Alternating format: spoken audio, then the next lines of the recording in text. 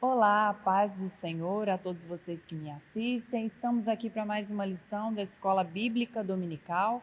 Neste segundo trimestre de 2021, nós estamos estudando as lições bíblicas da CPAD para os adultos, com o tema para o trimestre Dons Espirituais e Ministeriais. E nesta ocasião, nós iremos estudar a lição de número 10, que tem como título O Ministério de Mestre ou Doutor.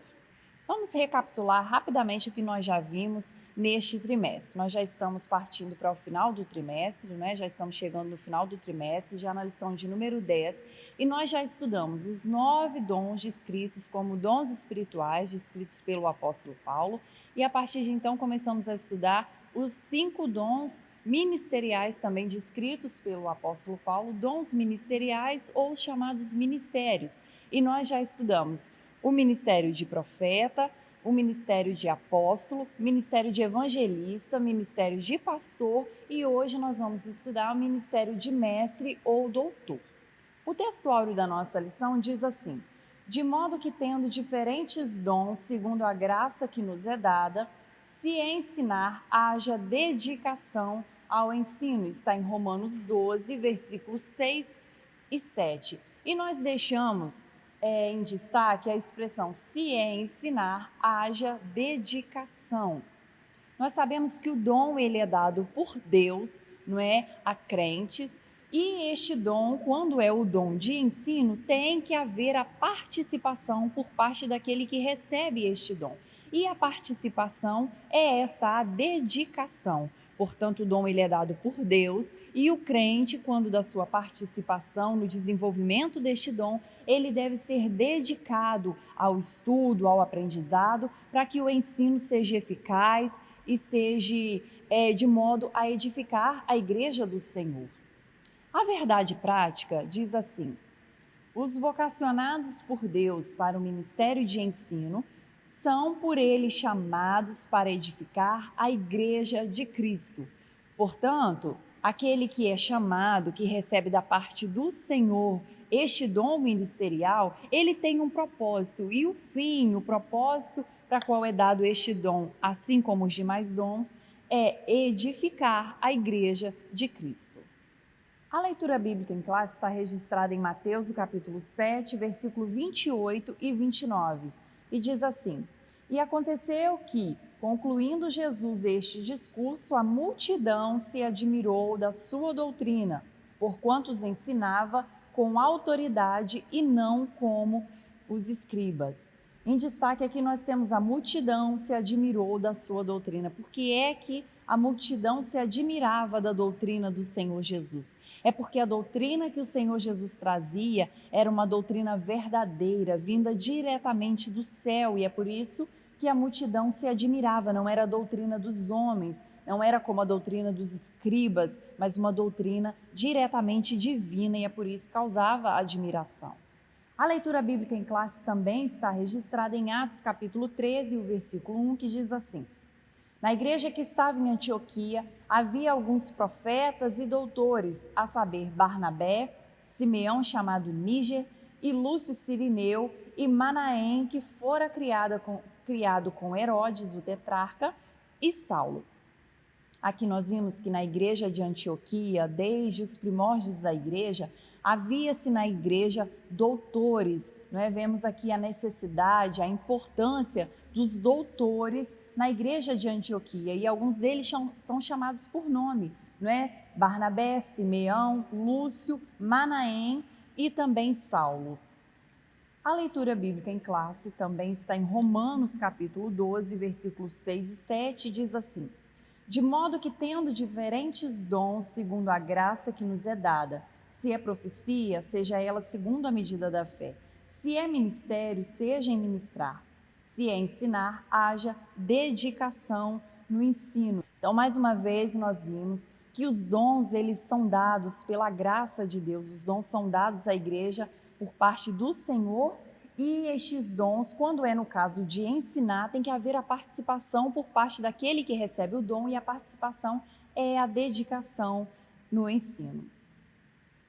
E por fim, a leitura bíblica em classe também está registrada em Tiago, capítulo 3, e o versículo 1, que diz assim: meus irmãos, muitos de vós não sejam mestres, sabendo que receberemos mais duro juízo. O que Tiago está dizendo aqui? Ele está dizendo, olha, nem todos são chamados para serem mestres. E aqueles que são chamados para este ministério de mestre, eles receberão mais duro juízo. Por que isso? Porque o mestre, ele é chamado para conduzir o povo no caminho, para ensinar a sã doutrina, não é? Para alimentar o povo, para edificar a igreja.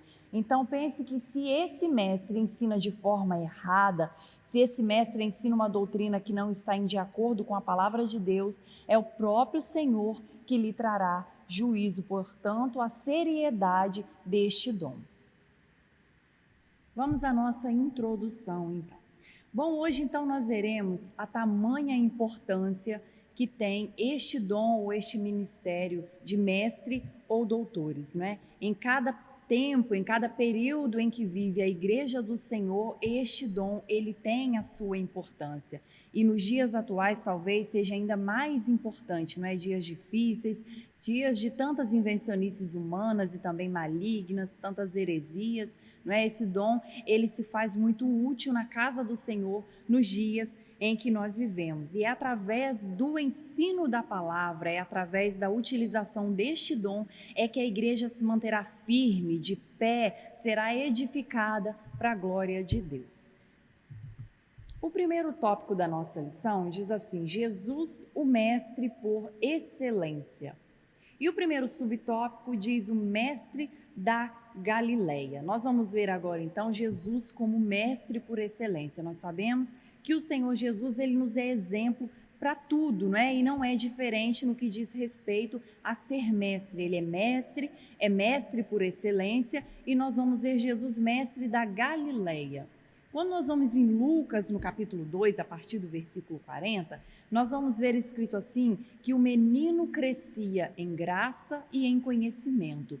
Certa ocasião, quando José e Maria foram a Jerusalém para adorar e levaram Jesus, ele ainda era um menino, né? E ele chegou em Jerusalém e ficou no templo, na sinagoga, conversando com os doutores. E aqueles doutores se admiravam de ver tanto entendimento por parte do menino Jesus. Então nós vamos ver que desde criança Jesus, ele já é mestre. Isso porque ele é o nosso exemplo por excelência, não é? Ele é exemplo de mestre e mestre por excelência.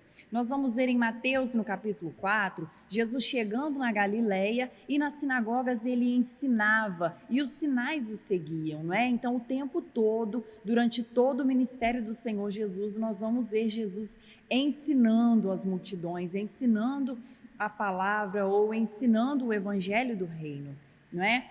Em Mateus capítulo 7, versículo 28 e 29, nós já vimos na leitura bíblica, e aqui nós vemos mais uma vez que o ensino do Senhor Jesus, ele era diferente do ensino dos escribas. Isso porque o ensino do Senhor Jesus era verdadeiro, porque o próprio Senhor Jesus é a verdade, não é? Então não há dois pesos ou duas medidas. Na mesma proporção que alguns iriam amar o Senhor Jesus por aceitarem o seu ensino, alguns também iriam odiá-lo porque não aceitavam o ensino, não queriam deixar a vida de pecado.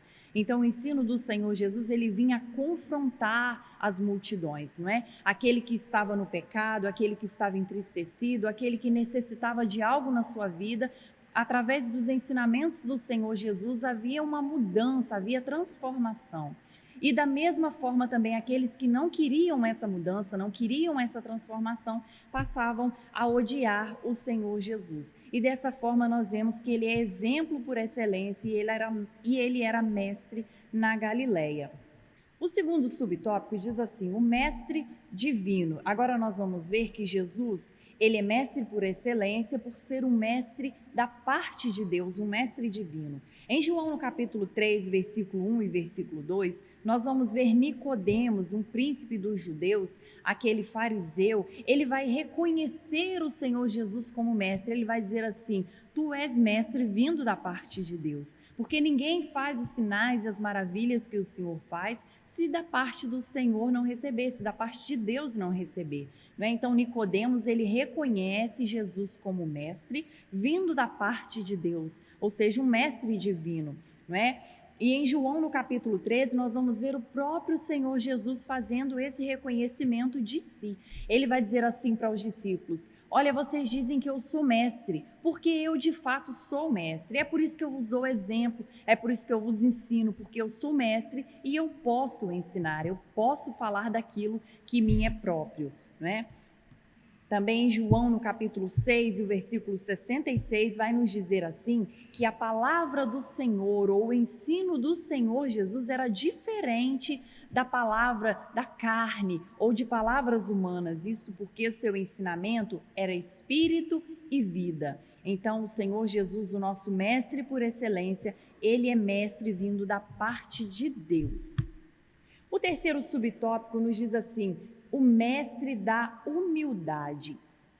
E aqui nós vamos ver lá em João, no capítulo 13, mais uma vez, nós vamos ver o Senhor Jesus, ele ensinando para os seus discípulos como mestre que era, e nessa ocasião, logo após eles participarem da ceia, o Senhor Jesus vai pegar uma bacia com água e ele vai começar a lavar os pés dos discípulos. Essa tarefa era dada para um servo, não era dada a um mestre, não é? Então Jesus, quando ele pega aquela bacia e começa a lavar os pés dos discípulos, dentre tantas lições que essa passagem nos traz, ele está falando em especial de humildade. Ele está dizendo assim: olha, eu sou mestre por excelência, mas eu quero ensinar a vocês que o mestre está para servir. O mestre deve ser servo e ele deve ser um servo humilde. Portanto, o servo, ele vem para um serviço, ele não vem para ser servido. No caso do mestre, aquele que recebe o dom ministerial de mestre ou doutor, através do ensino da palavra que Deus lhe concedeu como dom, ele está para servir a igreja de Cristo, para que a igreja seja edificada. Vamos ao segundo tópico da nossa lição, e ele tem como título o ensino das Escrituras na igreja do primeiro século. E o primeiro subtópico diz assim: uma ordem de Jesus. Portanto, o ensino da palavra é uma ordem do Senhor Jesus. E essa ordem nós vamos ver registrada em Mateus capítulo 28, 19 e 20, quando o Senhor Jesus ele fala assim: ide e ensinai a todas as nações, para que elas guardem aquilo que eu vos tenho ordenado. Então era para ser ensinado aquilo que o Senhor Jesus já havia de antemão ensinado aos discípulos primeiramente.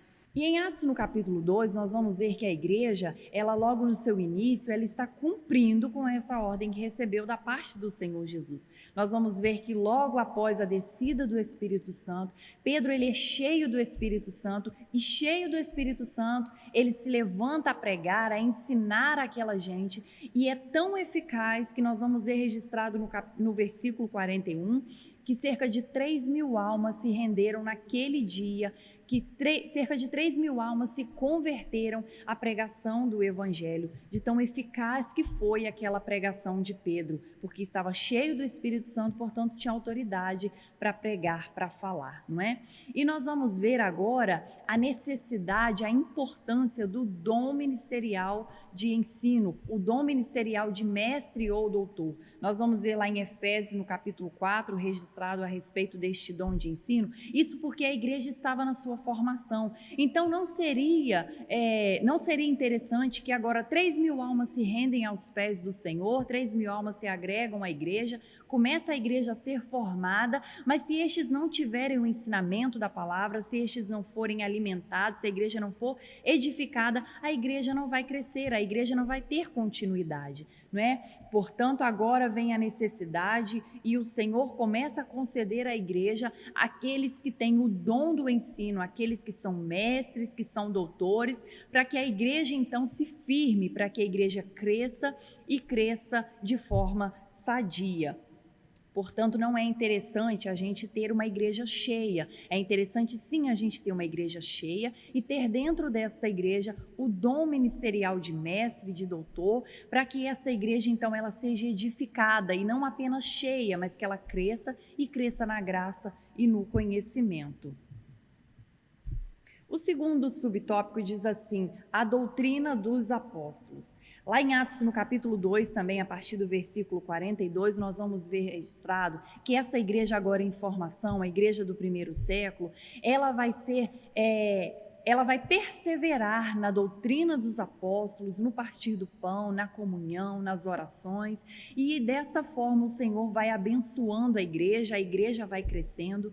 Mas o que seria esse perseverar na doutrina dos apóstolos? Nada mais é do que o ensino dos apóstolos, e este ensino que eles receberam em primeiro lugar da parte do Senhor. Por isso era tão eficaz, porque eles estavam apenas a repassar algo que receberam da parte do Senhor Jesus, não é?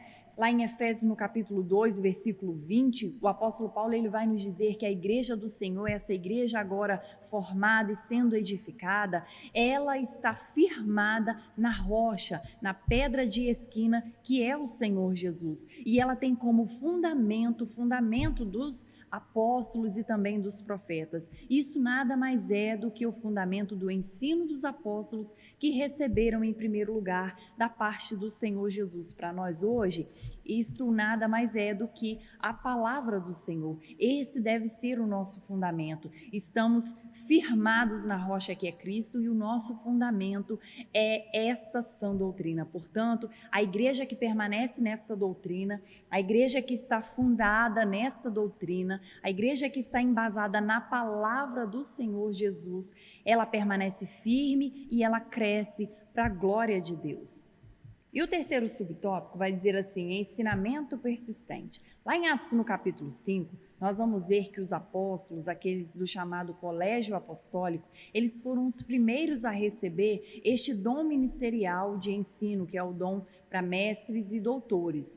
Eles ensinavam nas casas, eles ensinavam nos lares, e foi assim que a igreja foi formada. Mesmo sofrendo perseguição, mesmo sofrendo açoites, eles ensinavam a palavra, eles estavam a cumprir a ordem que o Senhor Jesus lhes dera. Lá em Atos, no capítulo 20, nós vamos ver que, diferentemente, não era com o apóstolo Paulo. Ele também, após a sua conversão, ele, por onde passava, testificava da sua fé, da sua experiência, da sua nova conversão. E ele também ensinava nas casas, ele também ensinava nos lares das pessoas. E nós vamos ver que em Atos 13, a igreja em Antioquia, ou na igreja de Antioquia, nós também vamos ver alguns e até citados por nomes, alguns que eram doutores, alguns que receberam este dom ministerial. E alguns, como nós já lemos na leitura bíblica em classe, como Barnabé, Simeão, nós vamos ver também Saulo, não é? E aqui nós vemos então a importância desse dom dado à igreja do Senhor. E diferente não é nos nossos dias atuais, e talvez hoje ainda mais importante do que na igreja do primeiro século. Com tantas invenções, com tantas heresias, este dom se faz útil, se faz necessário e ele se faz urgente nas nossas igrejas ou na igreja de Cristo, né? E nós vamos ver uma orientação que o apóstolo Paulo faz a Timóteo, está registrada em 1 Timóteo no capítulo 4 e o versículo 16 diz assim: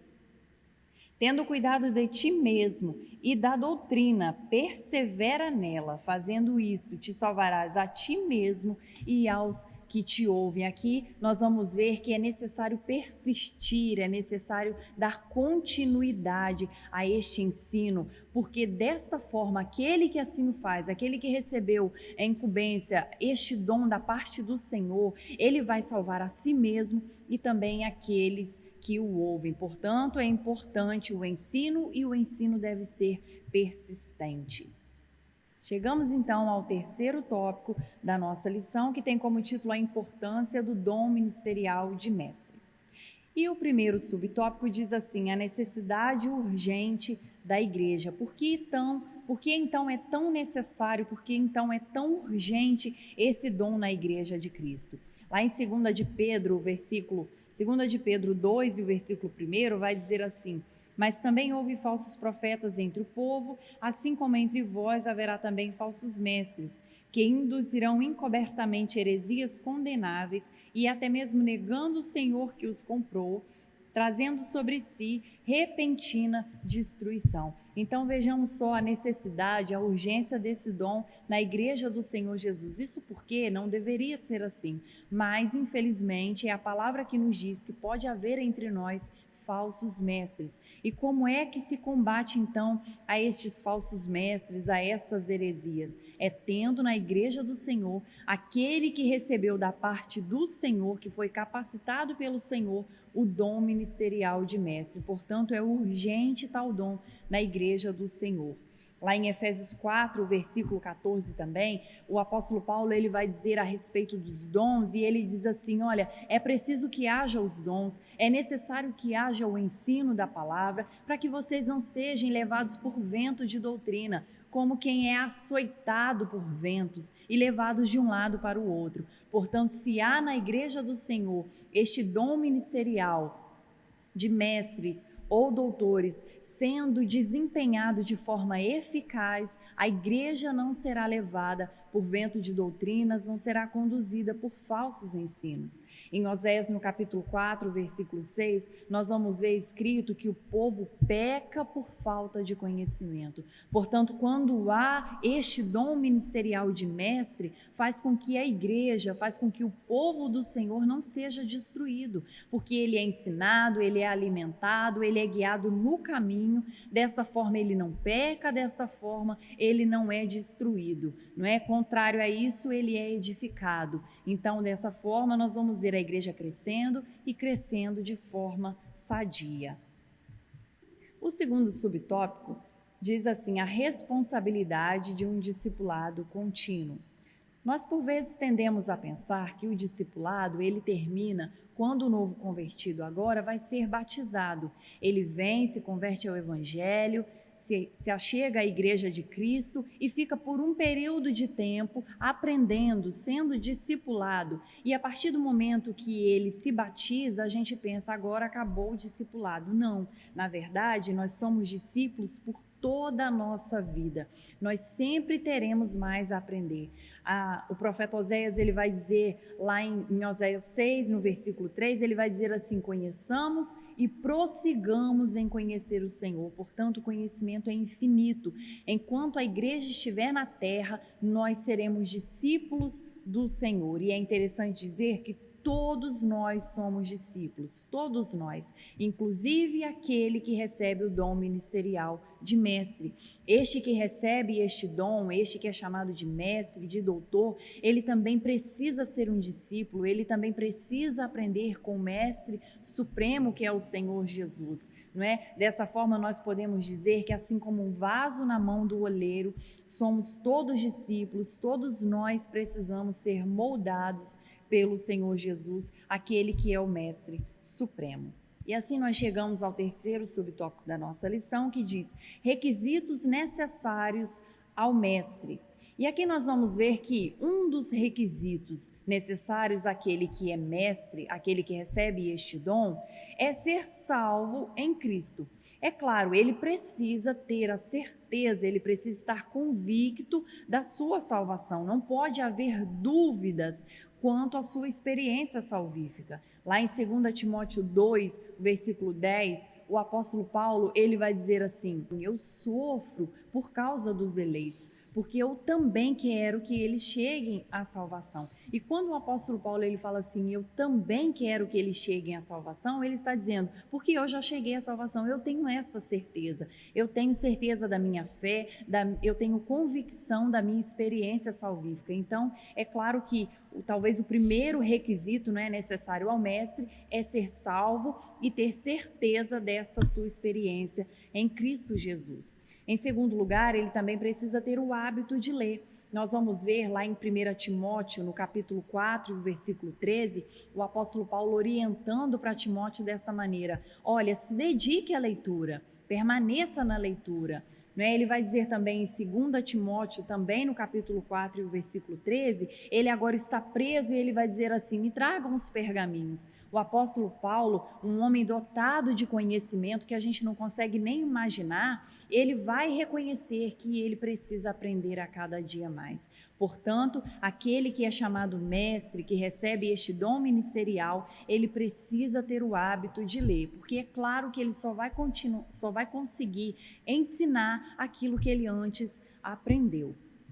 Outro requisito necessário ao mestre é o preparo intelectual, isso porque a Bíblia ela é um livro milenar. não é? A cultura em que a Bíblia está inserida é diferente da nossa. Então, o mestre, aquele que vai ensinar, ele precisa ter um preparo intelectual, conhecer da cultura da época, conhecer de exegese, de linguística. Ele tem que conhecer o contexto em que a Bíblia está inserida, para que ele não venha fantasiar, para que ele não venha ensinar coisa que não está de fato na Bíblia, para que ele não venha sair do contexto. Então, ele precisa estar preparado intelectualmente.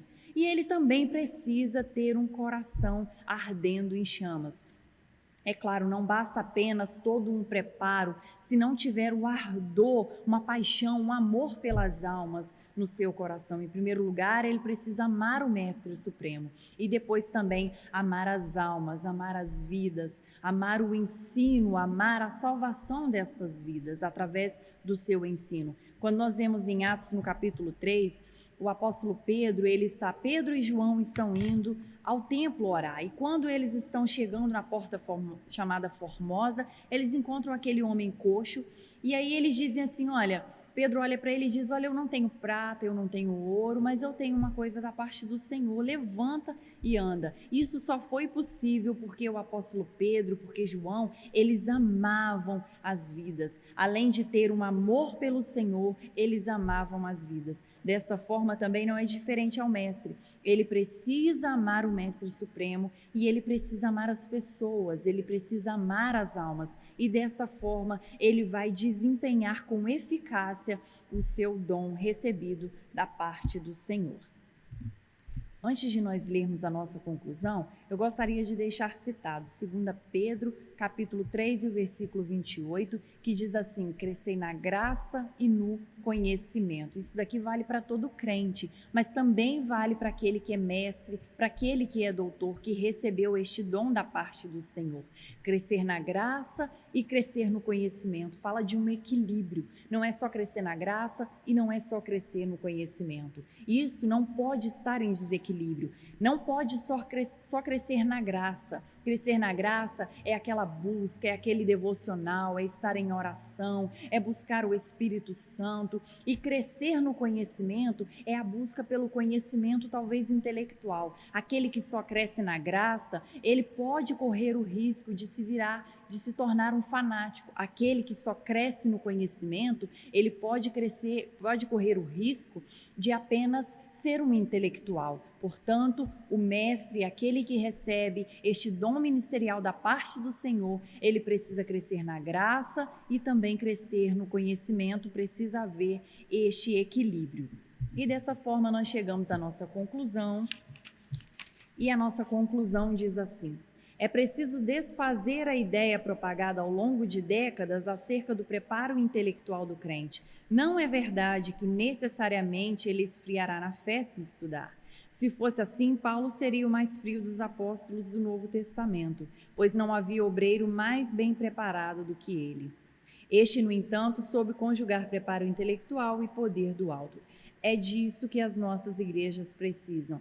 Homens cheios do Espírito, mas do mesmo modo com a mente iluminada para responder com mansidão e temor à razão da nossa esperança. E assim nós chegamos ao final de mais uma lição da Escola Bíblica Dominical. Quero te convidar a se inscrever no canal da nossa igreja, que tem como intuito abençoar a sua vida, levar a palavra de Deus. Se você tiver um comentário, uma pergunta, uma sugestão, fique à vontade, poste nos comentários e até uma próxima, se o Senhor